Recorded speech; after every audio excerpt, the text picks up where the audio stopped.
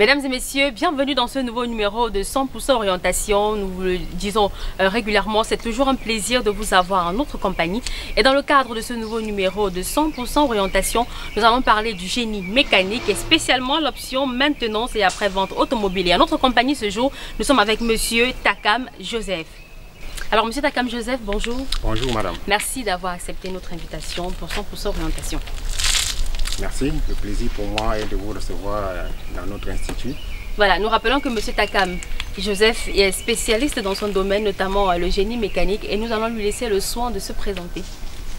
Bien, comme disait votre collaboratrice, moi je suis M. Takam Philippe Joseph, il faut bien le préciser. Je suis responsable de la formation dans l'atelier maintenance après-vente automobile à l'Institut Université La Côte, en savoir MAVA tout simplement. MAVA, beaucoup de personnes se posent souvent la question de savoir ce que c'est. En fait, c'est l'appellation supérieure de la mécanique automobile qu'on a rencontrée dans le cycle secondaire. Vous voyez, à l'Institut Université de La Côte, c'est l'université, c'est la formation professionnelle. Et puis, la formation supérieure, alors on ne pouvait pas prendre mécanique automobile et le propulser à l'enseignement supérieur. Il fallait bien qu'on trouve une dénomination qui donne une connotation un peu au-dessus du simple mécanique automobile.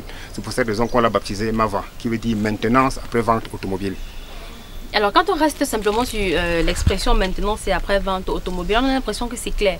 Mais l'étudiant qui choisit de faire la spécialité maintenance après-vente automobile, donc en abrégé MAVA, il s'agit de quoi? L'étudiant est appelé à faire quoi? Apprendre quoi pendant sa formation? Bien.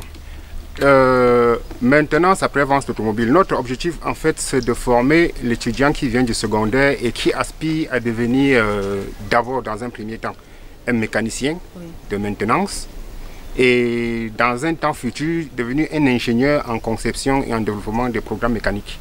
En fait, c'est notre objectif. C'est-à-dire faire de l'élève qui sort du secondaire des futurs ingénieurs, passant déjà par le cycle BTS, licence et ainsi de suite, jusqu'à cycle d'ingénieur. Oui.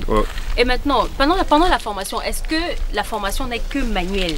Non, non, en principe, non. Non. La politique de l'IUC consiste à pallier à un problème crucial qui s'apparente à ce déficit de techniciens qualifiés capables de répondre aux aspirations des entreprises. Alors, dans le cadre de notre formation à l'UIC, je veux dire des formations que nous dispensons à l'UIC, on a mis un accent particulier sur la formation pratique. Moi, personnellement, je fais partie du personnel qui intervient sur le plan pratique dans notre laboratoire. Donc, pratiquement formé, je crois qu'un élève qui a suivi avec beaucoup d'assiduité ses cours pourra d'une manière ou d'une autre être celui-là que l'entreprise attend son rendement. D'accord. Et maintenant, pendant la formation de l'étudiant, par exemple, dans cette spécialité-là, qu'est-ce que vous attendez de l'étudiant? Avant la formation que vous lui donnez, qu'est-ce que vous attendez de l'étudiant? Bon, on peut parler des prérequis. L'étudiant qui d'ailleurs vient, qui aspire à être mécanicien, je veux dire être maintenancier, doit avoir une certaine capacité physique, intellectuelle et morale. Dans un premier temps, il faut qu'il soit qualifié avec un bac de catégorie C de préférence. Ah, C de préférence. Oui, C, excusez-moi, un bac de catégorie C, de préférence. Et puis, s'ajoute à ça sa volonté, et puis je veux dire sa volonté de devenir un ingénieur, l'amour du métier qu'il veut apprendre, et la ponctualité, et surtout le respect dans les ateliers, dans les laboratoires de formation. Quand vous parlez de ponctualité particulièrement, est-ce qu'il s'agit du rendu du travail qui est confié à l'étudiant? Est-ce que c'est la ponctualité en termes de tâches? Est-ce que c'est la ponctualité en termes de respect des deadlines qui sont imposés à l'étudiant? Non, quand je parle de ponctualité, il s'agit dans un premier temps de respecter le règlement intérieur de l'Institut Université de La Côte qui voudrait que à l'heure précise où doivent démarrer les cours, que ce soit pratiques ou théoriques, l'étudiant doit être présent déjà à l'heure recommandée. Ça, c'est la première chose. La deuxième chose, il faut que l'étudiant soit en mesure de respecter objectivement tous les canevas de formation ou alors des cours pratiques qui lui sont mis à sa disposition. que ce soit la méthodologie ou bien n'importe quelle épreuve qu'ils doivent faire en atelier, qu'ils soient en mesure d'être là à temps et respecter les délais, les délais recommandés pour exécuter une tâche particulière. D'accord. Quand on parle de maintenance et après-vente automobile, normalement on voit des voitures et tout ça, mais on se demanderait bien quels sont les différents domaines dans lesquels un technicien ou alors un ingénieur de la spécialité MAVA pourrait intervenir. Est-ce qu'il ne peut travailler par exemple que dans les ateliers de génie mécanique non. La maintenance après-vente automobile ou alors la mécanique automobile, vous faites très court et fait comprendre à beaucoup de personnes. La mécanique automobile, c'est d'abord une profession qui donne à l'apprenant une très grande ouverture d'esprit. Ce qui veut dire qu'un étudiant qui est parfaitement formé, qui a déjà de l'amour pour son travail, est capable d'intervenir dans tous les domaines de l'industrie. Je veux dire de façon générale, que ce soit en... De l'industrie automobile. De l'industrie automobile, oui, bon, mais même de l'industrie d'ailleurs. Que ce soit en mécanique automobile, en électrotechnique, en électromécanique. Quelqu'un qui est bien formé, qui a vraiment pris le temps d'assimiler ce qu'on lui a inculqué comme valeur de formation, il est capable d'intervenir dans tous ces domaines. Avec quelqu'un qui fait la spécialité de MAVA, c'est quelqu'un qui est extrêmement polyvalent. Ça, il faut le dire, oui. Oui, extrêmement polyvalent. Oui. Maintenant, en tant que spécialiste du domaine, quelles sont les difficultés que vous rencontrez généralement, vous en tant que spécialiste et maintenant en tant qu'étudiant par exemple qui finit avec sa formation, quelles sont les différentes difficultés auxquelles font face les personnes qui sont dans ce domaine-là? Bien, difficultés, à mon avis, en principe, il ne devrait pas en exister. Parce que quand l'étudiant vient pour une formation, il faut qu'il se mette en tête qu'il doit pouvoir vaincre sa peur. Parce que la peur, c'est la première difficulté que l'étudiant peut avoir en lui. C'est-à-dire qu'il doit déjà mettre cette peur-là de côté et se dire qu'il est capable d'affronter tout ce qui est problème dans la formation. Bien, sur le plan pratique, une difficulté particulière, moi personnellement avec mon expérience, je ne dirais pas qu'il y en a vraiment, mais toujours est-il que pour quelqu'un qui vient d'entrer dans la mécanique, il pourra déjà comprendre et imaginer que ce qu'il est appelé à faire, il doit le faire avec beaucoup d'amour et pas penser qu'il est en train de subir, je sais pas, une oppression quelconque. Mais est-ce que le fait, par exemple, que vous trouviez qu'il n'y a pas de difficulté dans le domaine ne fait pas référence au fait que vous êtes quelqu'un peut-être de très engagé, vous êtes passionné par le domaine et que la personne qui arrive forcément n'a pas le même engouement, la même passion pour le métier que vous faites déjà et qui découvre le métier en arrivant pour sa formation? La plupart des étudiants que j'ai encadrés m'ont toujours démontré une volonté ferme de devenir ce que moi je suis. D'accord. Ce qui fait que ça leur met déjà à l'écart tout ce qu'ils peuvent rencontrer, que ce soit des difficultés physiques liées peut-être à la force physique pour déplacer les objets, les moteurs, ainsi de suite. Ils mettent tout ça de côté pour dire, monsieur, notre objectif c'est d'être ce que vous êtes aujourd'hui devant nous. Ben justement, parce que tout à l'heure vous avez dit que pour faire cette spécialité-là, il faudra aussi avoir une bonne capacité physique. Oui, mais justement, je fais encore allusion à ça, parce que quand on parle de mécanique automobile, on parle aussi des forces physiques. Hein. Mais nous avons souvent vu il y a souvent des petits appareils que nous voyons généralement dans des laboratoires ou alors dans des laboratoires de mécanique comme ça. Il y a des petits appareils qu'on met généralement en bas de la voiture. Il suffit juste de tourner la voiture. Non, vous dites qu'il suffit, ça c'est ce que vous trouvez. Mais je peux bien vous préciser que cette suffisance-là nécessite quand même l'exercice d'une certaine force physique. Oui. Quand vous parlez de petits appareils, il s'agit par exemple du cric. D'accord. Pour manipuler le cric, il faut avoir un petit muscle. D'accord. Que ce soit un cric manuel, hydraulique ou bien, je ne sais pas, ça demande toujours un peu de la force. Donc, ça ne veut pas dire qu'un mécanicien ou bien celui qui aspire à être un mécanicien devrait avoir un gabarit assez conséquent, mais au moins qu'il ait une certaine capacité. C'est un peu comme un athlète hein, ou un footballeur, je ne sais pas moi, un boxeur, pour être boxeur, il faut avoir une certaine capacité physique pour répondre à ce que les spectateurs attendent. Donc, quand je fais allusion à vos capacités physiques, c'est tout à fait évident. Ça fait partie intégrante de la formation. Ce sont des aspects qu'on devrait prendre en compte avant de choisir la spécialité qu'on veut faire. Oui. Voilà, l'objectif de la formation, c'est justement de pouvoir s'intégrer à la fin. On a envie de s'intégrer à la fin. Est-ce que la spécialité MAVA, donc maintenance et après-vente automobile, entre guillemets, garantirait l'emploi après la formation? Ça, je peux vous le dire oui, avec beaucoup de certitude. 100% non, mais je dis garantie oui. Oui. Parce que quel que soit le cas, que ce soit l'intégration dans les entreprises ou bien s'auto-employer, il y a cette possibilité de s'intégrer dans tous les milieux professionnels. Oui. Oui, ça, il y a cette possibilité-là. Tout part de la volonté, de l'objectif que chacun a envie d'atteindre. Ça. Et ceux qui obtiennent, que ce soit des diplômes ou qui subissent des formations, il ne va pas rester chez lui, croiser les bras, attendre qu'on vienne lui trouver du travail. Non, il doit se déployer. Il doit se déployer. Et quand je dis se déployer, c'est se rendre utile, chercher à devenir plus que professionnel par rapport à ce qu'il a déjà appris dans les laboratoires et dans les écoles de formation. Et des recherches en dehors de la formation. Oui, oui. Il doit vraiment chercher à se déployer. C'est à partir de cette démarche-là qu'il peut se sentir utile dans la société. Oui. Parce que ça ne sert à rien de prendre un diplôme ou bien de dire bon ça y est, je suis mécanicien, alors je m'en vais rester chez moi, j'attends qu'on vienne m'appeler, que je vienne dépanner les papiers, mais non. Voilà. Donc, puisque l'objectif aussi d'une formation professionnelle, c'est, on ne dira pas garantir l'emploi à la fin de la formation, mais au moins de former à côté des professionnels, des entrepreneurs qui vont pouvoir se déployer tout seuls quand ils arrivent sur le terrain. Oui, c'est vrai que si par exemple on dit se déployer tout seul, c'est un peu difficile pour un étudiant qui sort fraîchement d'une école de formation. Ils ont toujours besoin d'un coaching, de l'appui, d'un accompagnement. Ce qui fait que si jamais le gars sort de l'école et que par ailleurs il est bloqué par rapport à son avancement, soit dans l'intégration dans les entreprises, il peut toujours revenir vers nous et qu'on l'oriente vers X ou X entreprises ou bien vers une recherche de financement. D'ailleurs même je ne veux pas conseiller aux nouveaux formés, aux nouveaux diplômés de chercher à s'auto-employer.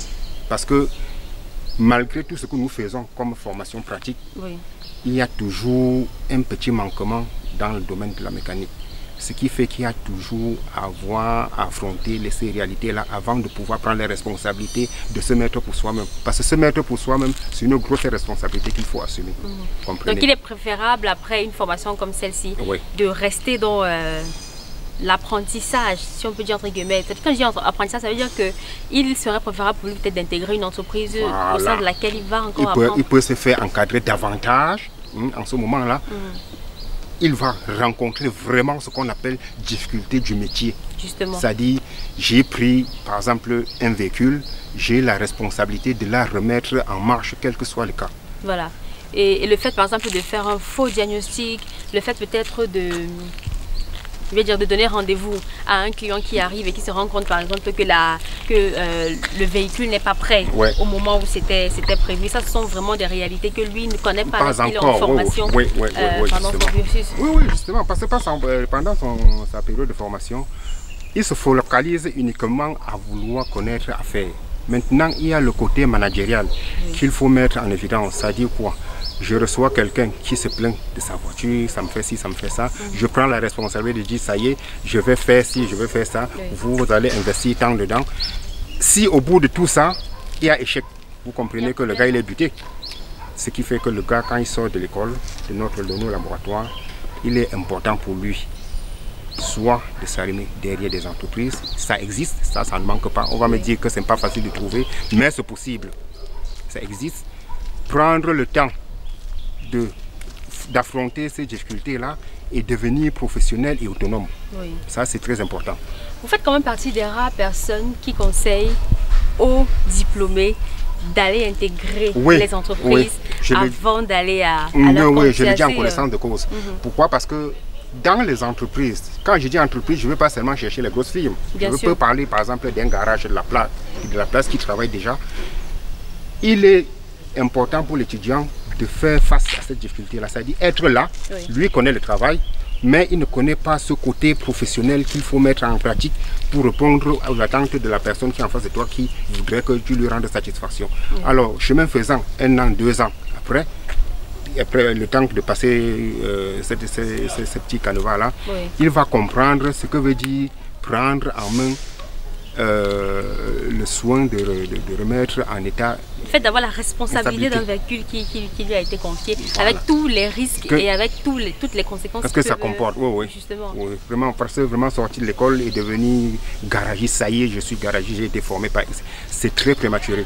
C'est très prématuré. Mais est-ce qu'il n'y en a pas qui seraient capables à la fin de la formation bon. Si pendant la formation, par exemple, ils se sont attelés à faire des recherches en dehors des éléments donnés par exemple en classe, ou alors il y a eu des stages académiques entre temps et tout, est-ce qu'à la fin il ne pourrait pas par exemple il pourra, mais je vous dis c'est un métier qui comporte beaucoup de... C'est un métier qui comporte beaucoup de... Je ne dirais pas beaucoup de difficultés, mais c'est un peu complexe pour celui qui vient de sortir de l'école. Ça, je le dis toujours. Et je prends l'exemple toujours sur moi-même, parce que j'ai rencontré ces difficultés-là. Et je peux vous dire que ça n'a pas été facile de traverser cette étape-là. Donc, c'est vraiment, ça ne suffit pas de dire que j'ai le diplôme, j'ai été formé à l'UICI, on a passé le temps à faire des formations pratiques en dehors de ce que nous faisions dans les salles de classe. Mais il y a ce côté réel qui voudrait que le gars soit en mesure d'assumer ses propres responsabilités. Oui. Est-ce qu'aujourd'hui, par exemple, en tant que spécialiste, on pourrait dire qu'il y a un parcours précis ou alors un parcours particulier pour celui qui voudrait sortir technicien ou alors ingénieur dans la spécialité MAVA? Bon, partant de l'école de l'enseignement secondaire, il intègre l'UICI avec un baccalauréat, comme je vous ai dit tantôt, par un BAC. 2 années passées au laboratoire de maintenance après-vente automobile, il obtient son BTS. Il peut continuer en licence.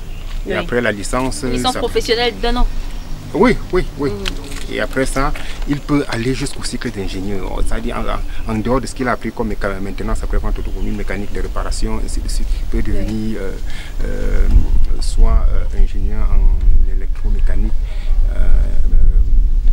même en électrotechnique, ça il faut le dire, en hydraulique. Ça fait tout partie, et même en mécatronique aussi. Hein. Parce que beaucoup de gens parlent de la mécatronique aujourd'hui sans savoir que c'est une spécialisation dans la formation en mécanique automobile. C'est une spécialisation. Parce qu'aujourd'hui on parle de la mécatronique. Oui, la mécatronique, c'est une spécialisation. Vous voyez, quand on parle mécatronique, beaucoup ont tendance à croire qu'il s'agit uniquement de la mécanique automobile. Non, c'est une spécialisation qui s'étend sur plusieurs domaines. Alors, pour le mécanicien, sa mécatronique, il peut l'appliquer dans les fonctionnalités du moteur, de la voiture, vous comprenez? Puisque dans la mécatronique, tu vas le retrouver dans le four en climatisation, en électrotechnique, ainsi de suite. Donc, je disais tantôt, si le gars finit avec son BTS, il peut se spécialiser en mécatronique, avec la formation qu'il a reçue en mécanique automobile. Il fait la jonction de tout ça, il devient un mécanicien plein des moteurs de nouvelle génération. Et puisqu'on en parle, est-ce que, si je m'attarde un peu sur la spécialité en mécatronique, est-ce que celui qui a fait mécatronique est, je dirais, au-dessus professionnellement et en termes de capacité de celui qui n'a fait que maintenance et après-vente automobile? Logiquement, non. Parce que les deux doivent s'accompagner.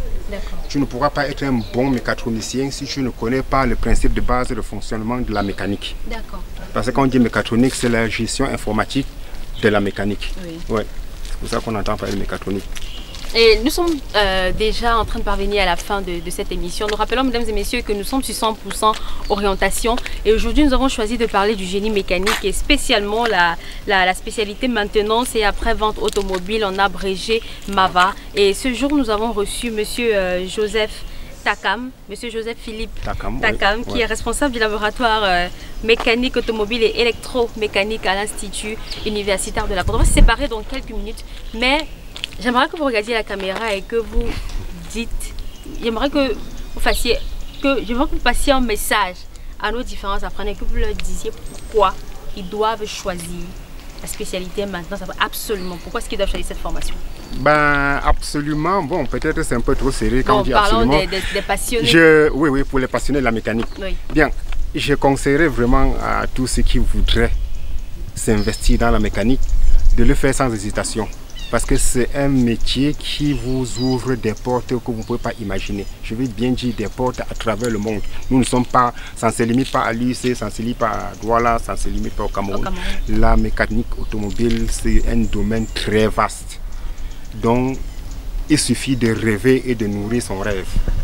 Et ne soyons pas pressés. Vraiment, je le dis avec beaucoup d'expérience là-dedans. Ne soyons pas pressés. Donnez-vous le temps d'appréhender le métier dans lequel vous vous engagez. Il vous sera très bénéfique.